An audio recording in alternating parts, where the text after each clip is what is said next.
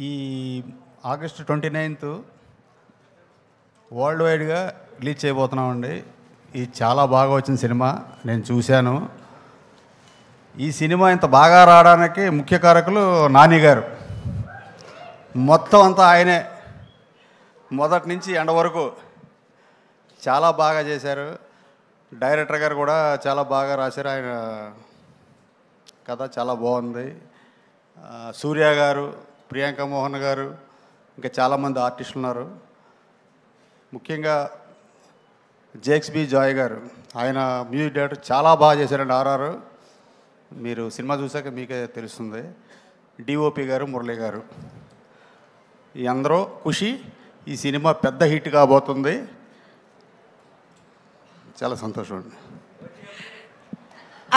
OG తొందరలో, అతి తొందరలో మీ ముందుకు వస్తుంది. నానిగారు క్వశ్చన్ మీరు అడిగారా? Okay okay.